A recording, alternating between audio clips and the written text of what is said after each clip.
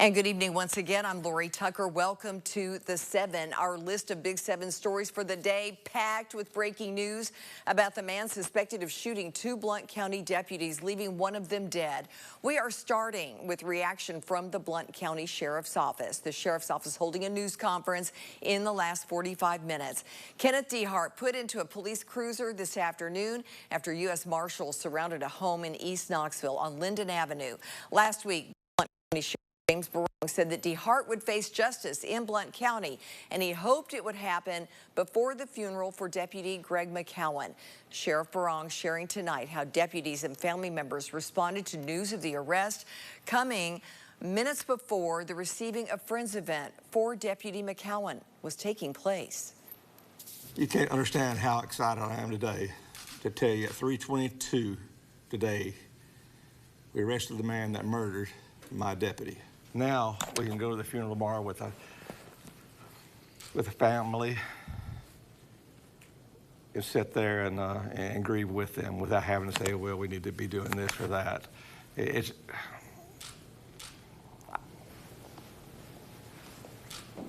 Was I excited? Were they excited? Were they emotional? Absolutely.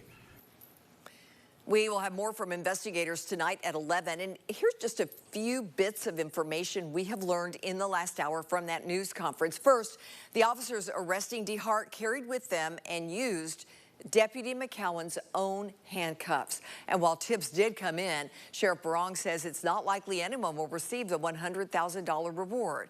The sheriff said he's hoping to see DeHart face the death penalty, but the decision will be up to District Attorney Ryan Desmond, who said he'll meet first with McCowan's family and should have an answer in the coming weeks. Sheriff Barong says DeHart has a court appearance set for 9 a.m. Thursday.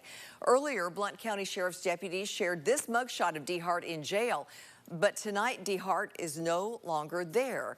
Our crew at the Blount County Justice Center did catch video of DeHart being loaded into a convoy of Sheriff's Office cars headed off to another facility. Sheriff Barong says he did not want to give any impression of unfair treatment. Barong would not specify which facility. Records indicate, though, tonight he is in the Loudoun County Jail. Now, we have more big updates to share in this finale to that incredible manhunt. Remember, DeHart was found in East Knoxville at a home just off of Linden Avenue, just south of Magnolia Avenue. It's at the corner of North Harrison Street. That neighborhood seeing a huge police presence. Streets were blocked off. People were gathered wanting to get answers about all that commotion. Well, we sent WATE 6 on your side reporter Corey Sanning to that neighborhood the moment we heard something was going on. He is still there tonight. Corey, it seems like things are quieting down, at least right now.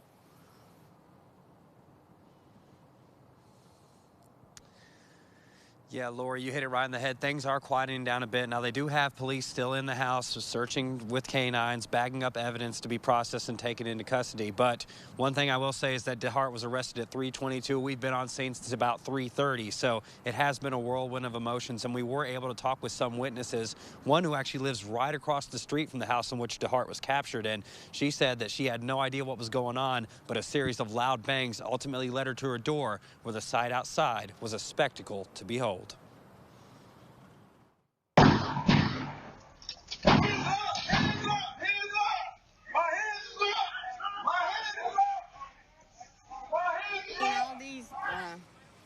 Some of them in camouflage suits and things with guns drawn and down and up.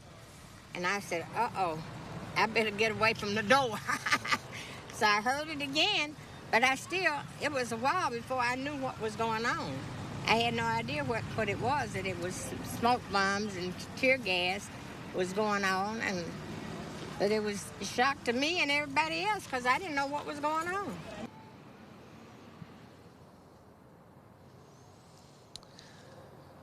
Now, that resident you just heard from is Roberta Martin, who lives across the street. She did go on to tell me that she is relieved to see that DeHart is now in custody and that she will be able to sleep safer and more soundly tonight, knowing that this chapter of this search is closed.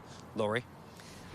All right, thank you so much, Corey. We'll continue to stay on top of this. In the meantime, the NCAA in court this morning in Greenville here in Tennessee for a preliminary injunction hearing regarding the lawsuit filed by Tennessee Attorney General Jonathan Skrmetti. Skrmetti, along with the Commonwealth of Virginia, filed the lawsuit challenging NCAA rules regarding name, image, and likeness, or NIL, for prospective student athletes. At the hearing today, attorneys for the state argued why these rules are unclear and should be temporarily lifted until a decision is made in the case. The judge did not rule on whether he would grant the preliminary injunction today, but did say both sides gave him a lot to think about. Skrmetti says he's confident in where the case stands and that they'll continue to fight for student athletes no matter what the result of today's hearing may be. A man sentenced to 41 years after he repeatedly shot at his ex-girlfriend before fleeing to Texas. 45-year-old Jomo Berry was convicted of 15 counts, including attempted first-degree murder, attempted second-degree murder, employing a firearm during the commission of a dangerous felony, and aggravated stalking.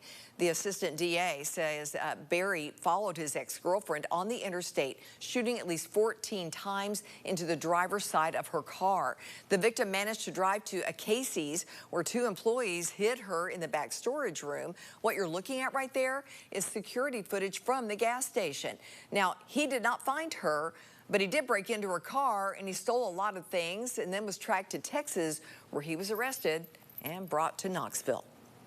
We are on your side tonight following the Department of Transportation as its crews are working around the clock repairing all those potholes along interstates and state routes caused by last month's record winter storm. TDOT has patched 50% more in January 2024 than in January 22 and 23. Statewide, more than 5 million pounds of hot mix and cold patch were used from January 22nd through February 11th to fix our roads. TDOT says it will continue to repair roads over the coming days and weeks. Now, drivers can report potholes by calling the TDOT Fix hotline at 833-TDOT-FIX, or you can submit an online maintenance request form. We are your local election headquarters here in Tennessee. Early voting begins Valentine's Day. That, of course, is tomorrow. Early voting is an easy way for registered voters to cast their ballots before the March 5th presidential preference primary and the county primary elections. The early voting period is from February 14th through the 27th. Election Day itself follows on March 5th, and there are several locations where you can do your early voting. You can find those on the Knox County website. Hours are generally from 10 a.m. to 6 p.m. on weekdays and 10 to 3 on Saturday. We are going to be keeping you up to date on that.